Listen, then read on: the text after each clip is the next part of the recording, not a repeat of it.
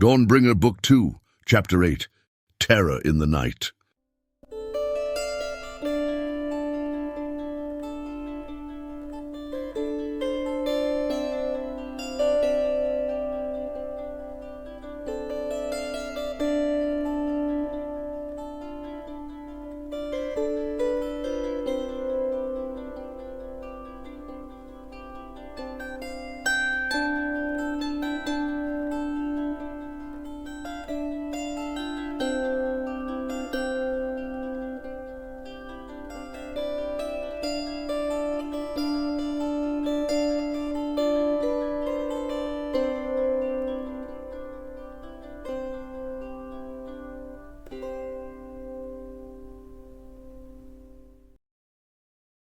It is evening of the day of Eldarian's meeting with the hearers, and Syrian walks with head bowed in the inner courtyard of the temple. He hopes that the meeting brought forth good fruit, and he is concerned also for the conversation that he encouraged Eldarian to have with Rorlane.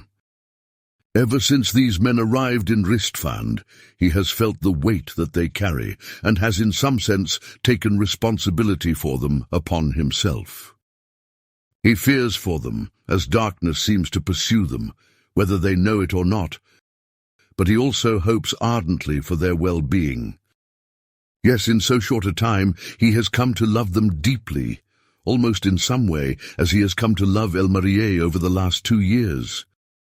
In particular, Eldarian and Elmarie feel to him as if his own children, and he would without hesitation lay down his life for them if by this he could protect them from darkness, death, or pain.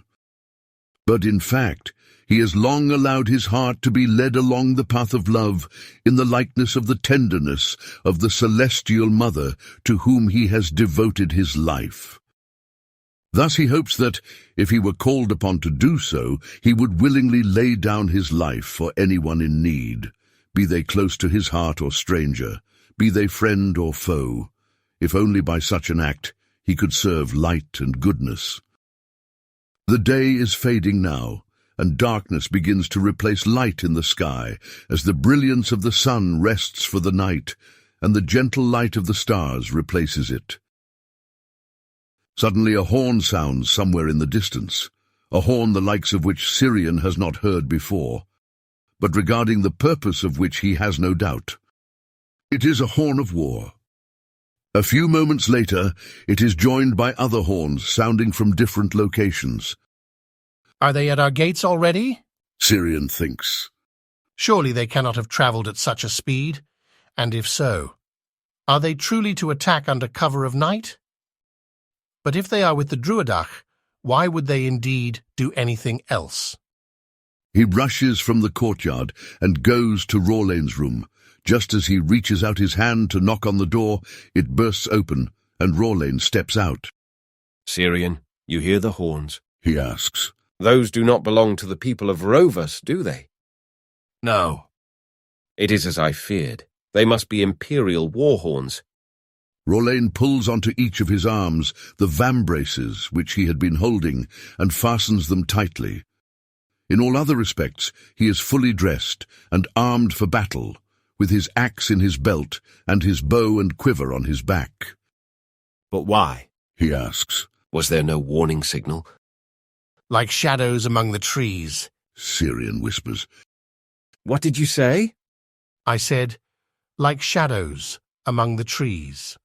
It is from an ancient poem. Like shadows among the trees, they pass from dark into dark to swallow the light unawares. Make haste. I shall do all that I can within the walls. Know that any wounded or dead can be sent to the temple. We shall care for them. And let us pray that they do not breach our defences and enter the city itself. May we be spared that indeed. Rorlane agrees and turns away, running down the corridor at full speed. After watching him go, Syrian makes his way to Elmarie's room and knocks on the door. She opens quickly and, seeing him, asks, "What are those horns? Is the enemy already here?" I fear so, says Syrian. I would like you to help me gather everyone together. Ask all whom you meet to come to the great hall, where we shall take counsel together. However, if you see Hinding, Gora, and Stefna, tell them to go to the north, east, and west gates respectively. There I wish for them to aid in whatever way they may. After our gathering in the great hall, if I have not the chance to ask you then, report to me in my Radra. I wish to speak privately with you, but the immediate concord of our efforts takes priority. As you say. Ilmarie replies, and she too rushes down the hallway to inform her comrades. Meanwhile, Rorlain sprints through the streets of the city toward the northern gate as the imperial horns continue to blare in the distance. It is difficult to discern from which direction they come, as they sound through the night air and echo off the walls and buildings of the city in 1,000 different tenors. When he arrives, most of his company is already gathered and in fevered conversation with the guards of the night watch, who only recently came to their posts and replaced the evening watch. What do we know? Rorlain asks as he approaches. Little, sir. One man replies. But enough. What is enough? One of the night watch steps forward and replies, We heard them before we saw them, to our shame. But it is almost like something was veiling them from our sight until they wished to be seen, if that is even possible. Once the horns began to sound, we saw shapes moving among the trees. And now, well now, it is better for you to look than to try to explain it to you. With this, he leads Rorlain up to the top of the wall, and they stand on the battlements, looking out over the plains to the north. The landscape is dotted with the fires of many homesteads that have been set to the flame, and in the light of these flames, the dim figures of soldiers can be seen, standing in formation facing the city, though still beyond the range of bowshot. What are they waiting for? Rorlain asks. They have the advantage now, and yet they do not attack. Do they wish to wait for us to be fully armed and prepared before they attack? What tactic these are, I do not know, says the guard. Unless they be ordained simply to inducing fear, and in that they are proving quite effective. Do you truly think they shall attack tonight? Asks another man. Perhaps they only wish to give us a sleepless night and to attack in the morning, answers Rorlain. An unusual tactic, but effective. But let us return to the men. I wish to address them. They return to the courtyard inside the north gate, and when all the members of the company are gathered together, Rorlain speaks to them in raised voice. We know not what the night holds for us, whether conflict and bloodshed or expectant waiting. But for both we must be ready. Until we receive word from the captain himself, we stand in readiness, though I recommend that you find a sheltered place near your station to rest. Leave the vigil to the guard whose duty it is. You shall be called up at need. Sleep if you can. Seek peace as you may, for in that you can hope to find some strength against the trials that await us. With these words, the members of the company take their stations on and around the battlements. Some remain standing, looking out in the fire-illumined night, and some sit leaning against the wall, talking softly with one another, or trying to sleep. The moon is not yet half full, and the air is dark, both in and around the city, and the half-light of night joined with the feeling of fearful expectation creates an eerie and dreamlike atmosphere. Rorlain paces slowly on the top of the wall, in the middle of the battlements, looking out over the plains for any sign of change. But there is nothing but stillness from the enemy forces, as if they stand not only unmoving, but without the need to move. Their numbers are unknown, and even the little that was seen of them before also sinks into oblivion, as the fires die down to smouldering embers and swirls of black smoke against the night sky, and the even blacker silhouette of the earth. As he paces, Rorlain tries to ignore the growing sickness in the pit of his stomach and the gall that rises in his throat. Fear he feels, but he does not wish to betray this fear to his comrades and those under his command. He finds himself longing for the solidity of Eldarian's presence, for his weathered and war-torn insecurity that feels more secure and safe than almost anything that Rorlane has ever known. For a man so full of self-doubt and self-accusation, Eldarion has indeed become a surprisingly firm rock on which he leans, and on which, Rorlane suspects, many will come to lean. Reflecting on this, a newfound awareness is impressed upon him, the awareness that the stability of a man and the security of his heart in times of trial come not so much from his own innate ability or resolve, but from a power greater than him by which he is held. And such power in their current dire circumstances seems to be the most reasonable hope.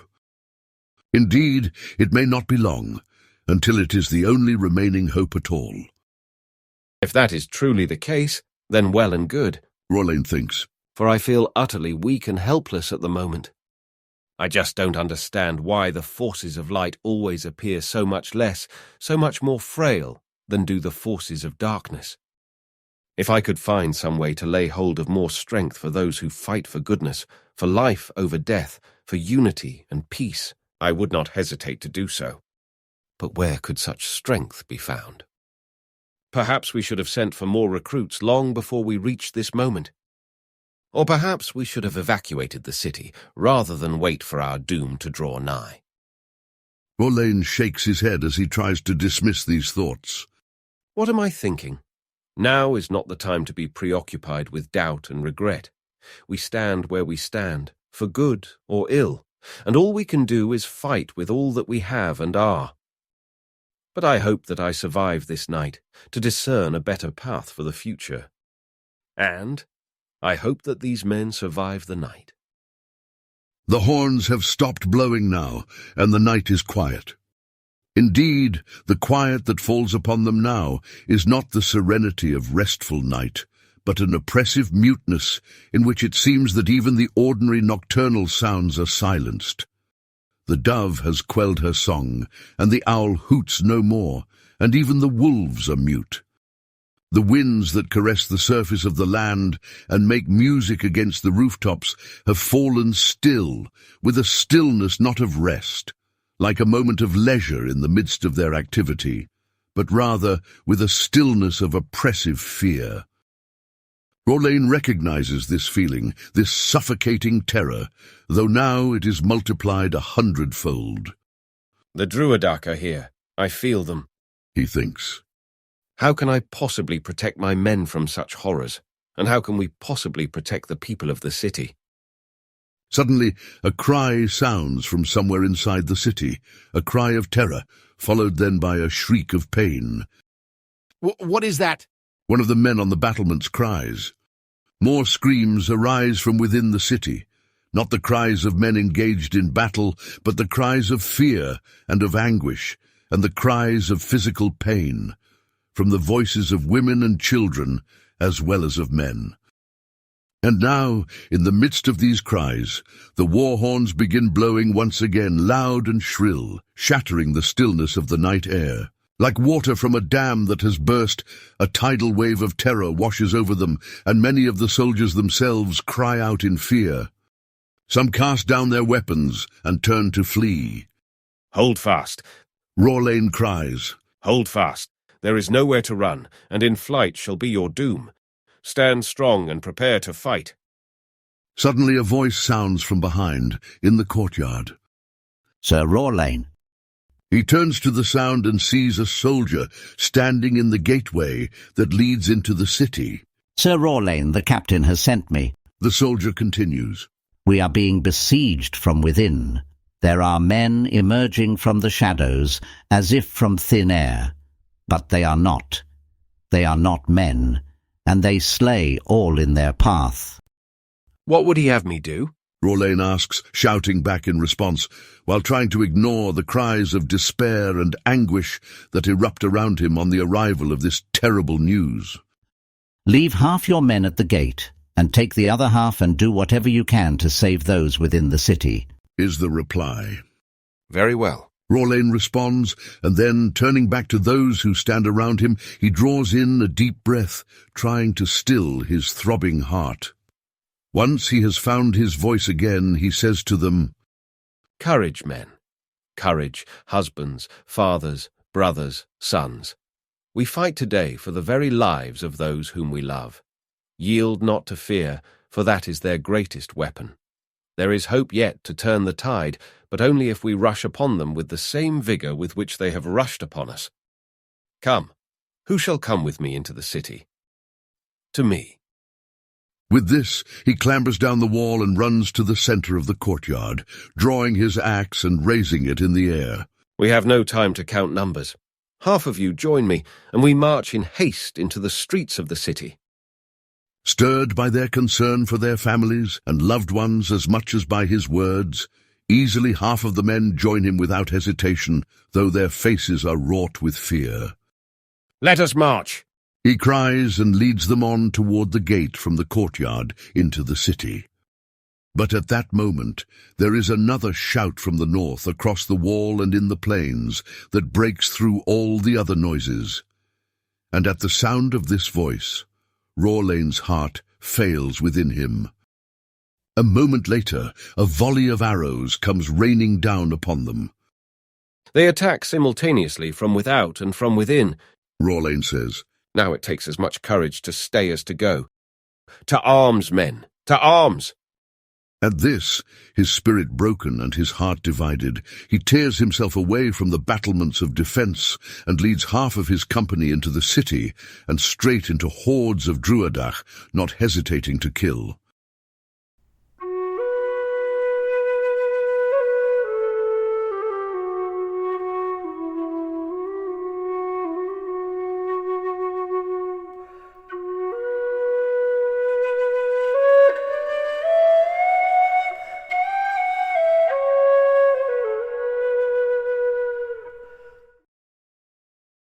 Eldarion listens intently and with anguished heart to the cries that echo, dim but clear, through the window of his cell. His body is strained against the chains that bind him as he unconsciously leans forward as if to break free and rush to the aid of those who now face a threat that, if the sounds are any indication, runs them down in slaughter like fire blazing through a forest of sleeping trees, dried leaves, and dead grass. But these men and women feel. They hurt, they fear, they anguish, and they despair. Heliana inclesame, endife illotua a kerame dia tan loca obscala, dife illotua aenia qua parastan maris medlur nu banda. The words come to his lips unbidden and yet deeply desired, and he pours his whole soul into them, as if by the force of his entreaty he could burst the bonds that hold him and take flight like a bird on the wing. But all that happens is that he's carried on the current of this movement, and a song comes to him now to which he gives voice. He knows not from whence it arises, whether from his long-forgotten past or from the mind and heart of another which he bears within himself in this moment. But he sings as if his only hope lies in singing. Entrat Anastasi nunata seng, inainti nasang moendas bateng, melenjas ano meldianga, kianien proyengi loia, higas anoan, heilas higas, en incles anoen en hun nu ohome, ansenga sangswa ea noen kakrai, hata krune malasi, eta meldai. Among the stars of night, there sing those whose song sweetens everything, gentle and pure, melodious delight, which in its very sounding is also light. Take heed to us, blessed ones, take heed, and incline to us in the hour of our need, and sing forth your song into our cacophony, that the discordant notes may become melody. After his song has ceased and he falls again into silence, he hears the shuffling of feet in the hallway. Only a moment later, Maggot again appears at the door of his cell, and, opening it, enters. You hear the sweet sound of terror, agony, and death, he says with a laugh devoid of all mirth. His face betrays a smile that is neither delight nor joy, but only illicit and twisted pleasure and haughty mockery. Do you command these creatures? Eldarion asks, shifting in his chains, which have already begun to cut into the skin of his wrists and ankles and to cause them to bleed. The cuts on his face and shoulders, which bled freely before, have now hardened, and they bleed little, though they burn unlike any wound that Eldarion has yet received, burn as if some poison has been placed within them. Do I command these creatures? Maggot echoes. It is I who summoned them, yes. As you can hear, defensive walls are no hindrance to creatures that take shape from the very shadows, who dwell in the darkness, and from it emerge in answer to the will of the one who calls them. Who are you to command forces of darkness? A lesser one of my kind, as I said before, but infinitely more powerful than you or your kind shall ever be. And what then do you seek, if you already believe in your superiority? Eldarion asks. Such petty questions need not be asked, and they shall certainly not be answered, says Maggot, walking forward until he is face to face with his prisoner again. I only wanted to assure you that the people of Ristfand fall in great numbers, and that there is nothing you can do to save them, not a single one. The city soon shall fall into ruin, and from it the reign of dark shall spread to engulf all of Telmarion. Listen, worm in despair. He reaches forward and lays a hand upon Eldarion's shoulder, almost as if offering a gesture of affection. But then he tightens his fist, and the wounds reopen and flow freely with blood again. Yes, listen and despair. Yield to the darkness, and you need not stay here alone and listen to the cries of so many entering into death. I could make you a great leader, the very lord of this city, imparting to you a power far greater than the petty toys given to you by the so-called goddess to whom you vainly pray. Let despair be your doorway into power. That is my offer to you. Look deep in yourself and realize the darkness that you bear within. Do not ignore it, but neither fight it. Embrace it, yield to it, and realize the power surging up within you.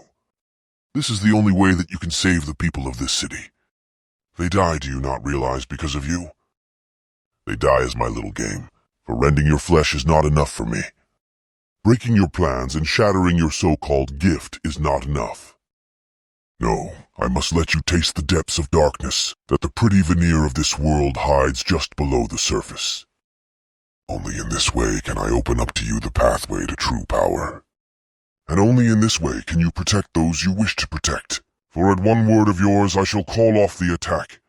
Only tell me that you shall call forth the allegiance of these weak men and women, that you shall ask them to bow down to you. Then I shall bestow upon you a share in the power that your heart craves, and you may not only use it to be guardian over them, but may give it also to them. Then they shall never need fear again, neither darkness nor death. For in pact with darkness there is nothing to fear. Certainly you see this.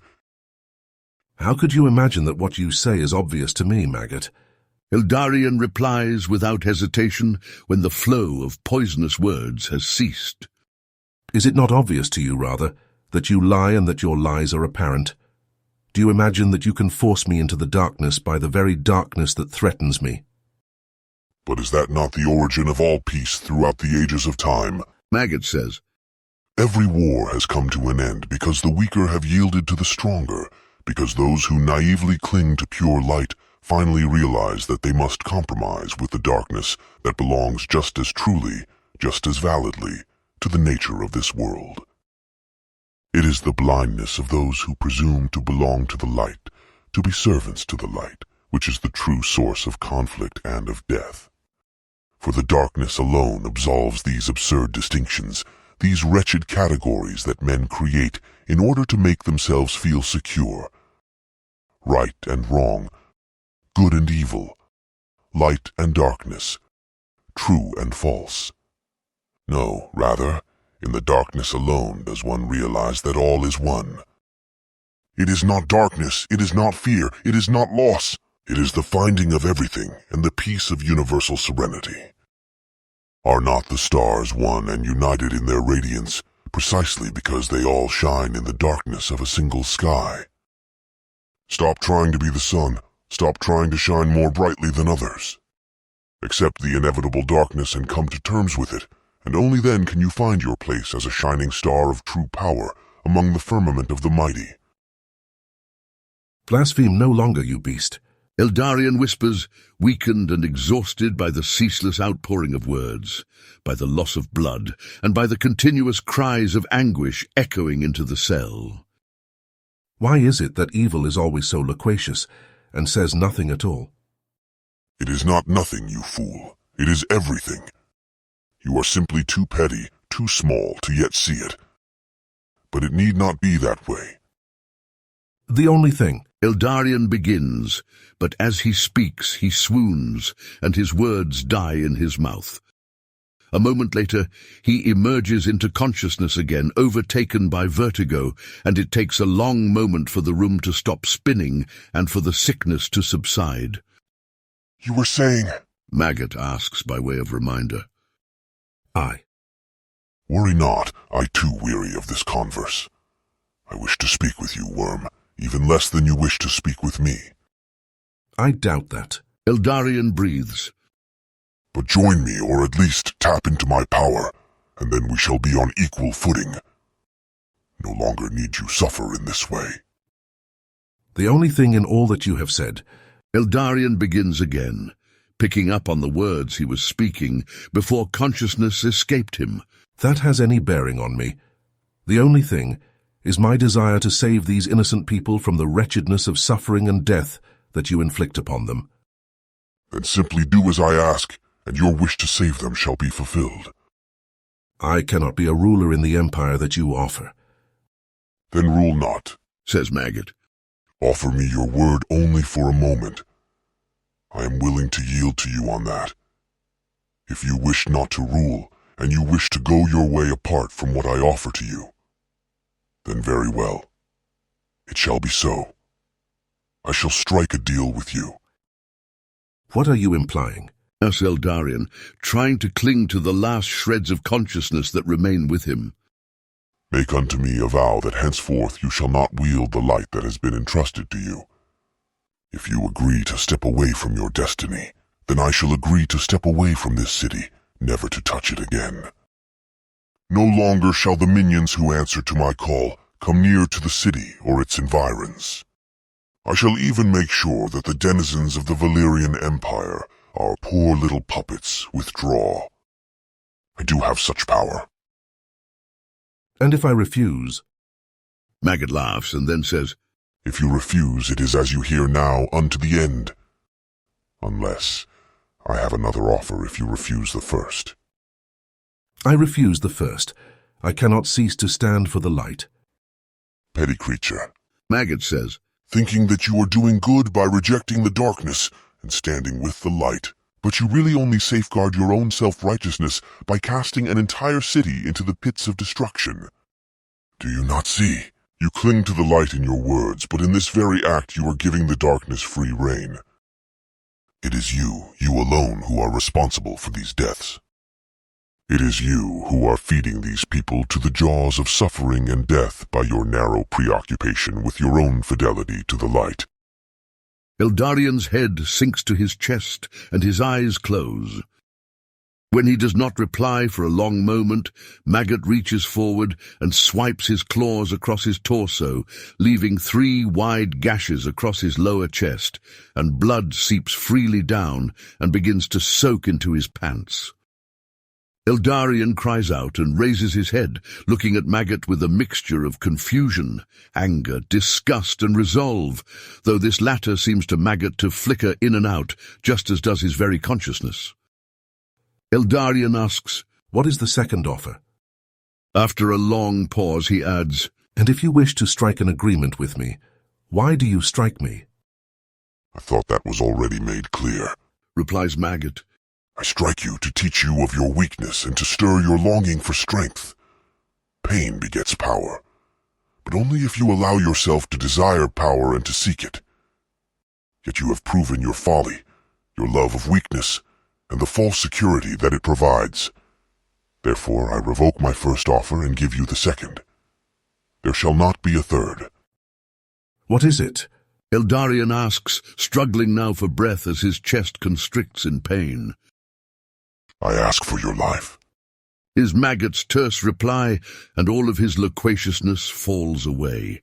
He simply looks at Eldarion with fire in his eyes and says, "Give me your life, and you shall die that thousands may live. It is not a fair price, of course, but it is a deal that I am willing to make."